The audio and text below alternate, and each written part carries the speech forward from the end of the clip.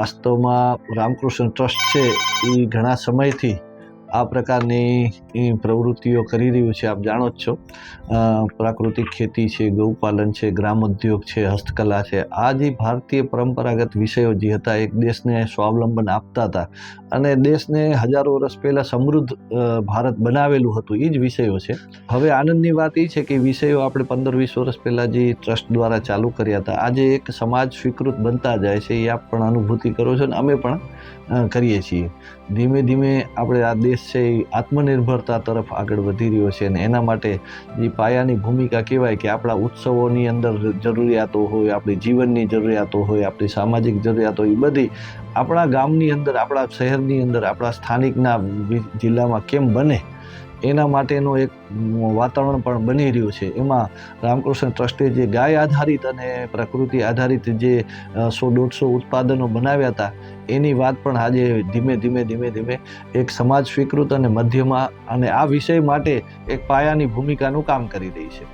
તો આજે હું એમ ચોક્કસ કહીશ કે આજે દીપાવળી છે તો આપણા ઉત્સવોની અંદર હંમેશા આપણે એવી ઉત્પાદનો આપવાનો પ્રયત્ન કરેલો. તો ભાઈ ગણપતિ ગણેશ ઉત્સવમાં આપણે ગોબરના ગણપતિ આપ્યા, રક્ષાબંધનમાં ગોબરની રાખડીઓ આપી.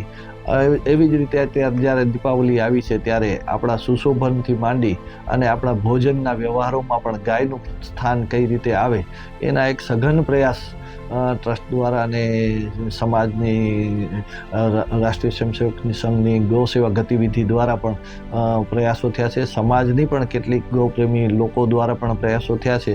તો એમ કહું કે ગોબર આધારિત સુશોભનની એક મોટી રેન્જ બહાર આવી છે, જેમાં તોરણ છે, વોલપીસ છે, મૂર્તિઓ છે અને ઘડિયાળ છે. એવી જુદા જુદા પ્રકારની જે શુભ લાભ છે, આવા આપણે ગોબરમાંથી અનેક પ્રકારની જુદી જુદી ડિઝાઇનના દરેક વ્યક્તિ બનાવે તો બધાની ડિઝાઇન જુદી હોય. તો એવી વૈવિધ્યસભર ગૌશાળાઓ અને વ્યક્તિગત ગૌપાલકો દ્વારા આવા ઉત્પાદન કરવા માટે જે રામકૃષ્ણ ટ્રસ્ટનો એક પ્રશિક્ષણનો પ્રયાસ હતો, આજે આ ખૂબ ફેલાયો છે. કચ્છની અંદર પણ અનેક લોકો આવું ઉત્પાદન કરતા થયા છે. ટ્રસ્ટ તો કરે જ છે, પણ સાથે સાથે ગુજરાતમાં, ભારતમાં પણ અનેક લોકો અહીંયાથી શીખી અને આવા ગૌ ઉત્પાદનોનું નિર્માણ કરતા થયા છે. અને એની એક બહુ મોટી માર્કેટ થઈ છે, જે કરોડોમાં કહી શકાય એવા માને. હવે તો એટલું જ નહીં, પણ અહીંયાના જે વિદેશ વસતા લોકો આવી બધી વસ્તુઓ વિદેશ પણ લઈ જઈ રહ્યા છે અને વિદેશમાં પણ એક એની મોટી માંગ ઊભી થઈ છે. દીવડાની તો અસંખ્ય મોટી સંખ્યામાં, લાખોની સંખ્યામાં માંગ છે. અને જ્યાં જ્યાં દીવડાઓનું સુશોભન આપણે વધ્યું છે કે આપણે જે ઇલેક્ટ્રિક સિરીઝો ચાઇનીઝ બનાવટની જે વાપરતા હતા એની બદલીમાં આપણે પાછા દીપાવલી એટલે દીવાની દીપાવલી હોય, સિરીઝોની ન હોય એવી માનસિકતામાં આવી અને ઘરમાં માટીના દીવડાઓથી માંડીને ગોબરના દીવડાઓની ખૂબ માંગ વધી છે.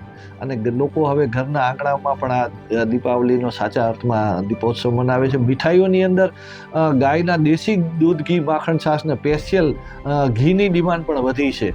અને આવા પહેલાંના ભગવાનને જે અન્નકોટ ધરાવતા હતા એની અંદર ગમે તે ઘી વાપરતા, પણ હવે એટલી જાગૃતિ આવી કે દરેક મંદિરના પૂજારીઓ દેશી ગાયના ઘીને થી જ અન્નકોટ ધરાવે છે. એવી રીતે સંપન્ન લોકો પણ હવે શુદ્ધ દેશી ઘીની મીઠાઈઓની માંગ કરે છે. એને લઈને અનેક સંસ્થાઓ આવી મીઠાઈઓનું પ્રોડક્શન કરી, બુકિંગ કરી અને વેચાણ કરવાનું. તો ગાયના દૂધ, ઘી, માખણ, છાશની, શુદ્ધ દૂધ, ઘી, માખણ, છાશની મીઠાઈઓની પણ એક મોટી માંગ ઊભી થઈ છે. તો આમ કુલ મળીને ગાય આધારિત જે રામકૃષ્ણ ટ્રસ્ટનો એક જે પ્રયાસ હતો, જે પાછું ગાય પરિવાર સાથે જોડાય, ઉત્સવોમાં જોડાય અને ધર્મ સંસ્કૃતિની જે પાયાની વાત હતી એ વાત પાછી ઊભી થાય, એનો જે પ્રયાસમાં ઘણી બધી સફળતા મળી છે. અને આ જે સ્વદેશીતાની જે વાત છે એનામાં આ જે પ્રયાસ છે એ ખૂબ ઉપયોગી થશે આપણને.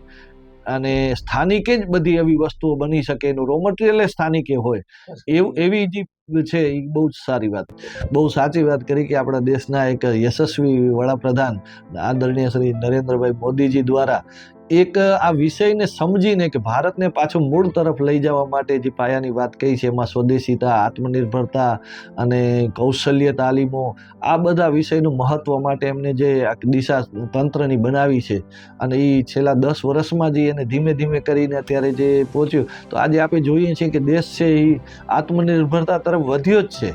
તો સમાજે પણ એની વાતને વધાવી લઈ અને આવા અનેક પ્રયાસોથી સ્વદેશી મિશનથી માંડીને આત્મનિર્ભર નું સ્વાવલંબનની વાત એ ખૂબ જ રીતે આગળ વધી રહી છે અને એની આપણે બધા આવતા સમયમાં બહુ મોટો લાભ પણ થશે. ને છેલ્લા 10 વર્ષથી આ ટ્રસ્ટ સાથે જોડાયેલી છું અને હું ગોબરમાંથી બધી વસ્તુ બનાવીએ છીએ અમે.